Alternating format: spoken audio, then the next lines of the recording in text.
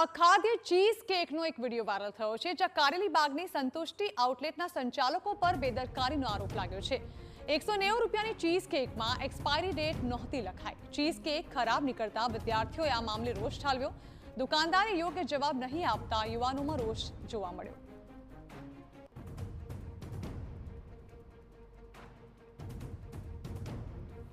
સંતુષ્ટિથી આ cheese cake લીધી હતી, 2 ચીઝ કેક લીધી છે અને આ આખી ચીઝ કેક ખરાબ નીકળી છે। આ ડેરી પ્રોડક્ટ છે એટલે આ ખાટું થઈ ગયું છે। આનામાંથી ફૂલ ખાટી સ્મેલ આવે છે અને અમે અહીંયા જેમ આ ચીઝ કેક અહીંયા પાછી લઈ આવ્યા એ લોકો બી સ્મેલ નહોતા કરી શકતા, એટલી ખાટી સ્મેલ આનામાંથી ચીઝ કેકમાંથી આવે છે।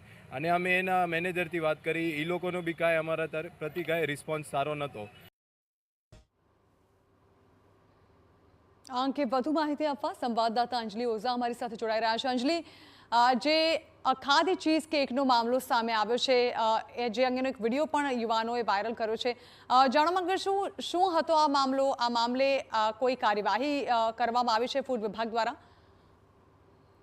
આરોગ્ય વિભાગની ગંભીર બેદરકારી એટલા માટે કહી શકાય કે કોઈ ચોક્કસ જગ્યાઓ પર જ ફૂડ સેમ્પલ લેવા અને જે ફૂડ સેમ્પલ લેવામાં આવે છે તેના 15 દિવસ બાદ તેનું પરિણામ આવતું હોય છે। ત્યાં સુધીમાં જ નાગરિકો જો અખાદ્ય ખોરાક એટલે તેઓના સ્વાસ્થ્ય સાથે ચેડા થઈ જાય તો તે લોકોને ખ્યાલ નથી હોતો।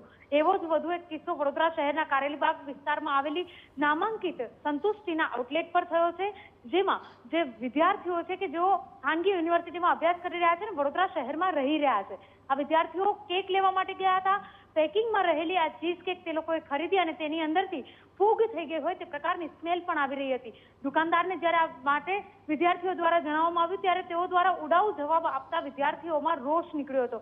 કારણ એટલું જ છે કે જે રીતે અખાદ્ય વસ્તુઓ ખાવાથી સ્વાસ્થ્ય સાથે ચેડા થઈ રહ્યા છે, ત્યારે વડોદરા મહાનગરપાલિકાનું જે આરોગ્ય વિભાગનું તંત્ર છે તેઓ દ્વારા પણ યોગ્ય કાર્યવાહી કરવામાં આવે તે પ્રકારની વિદ્યાર્થીઓ દ્વારા માંગણી કરવામાં આવી રહી છે। ત્યારે આ પ્રકારના અન્ય કોઈ પણ જગ્યા પર આ વસ્તુઓ ના વેચાય અને તેની સાથે જ જ્યારે ડેરી પ્રોડક્ટ વેચતા હોય તેના પર યુઝિંગ ડેટ અને એક્સપાયરી ડેટ લખવી ફરજિયાત રહેતી હોય છે, ત્યારે આ નિયમોના ઉલ્લંઘન બદલ હવે આરોગ્ય વિભાગ કયા પ્રકારના પગલાં લે છે તે જોવું પણ તેટલું જ અગત્યનું અહીંયા જોવા મળી રહ્યું છે।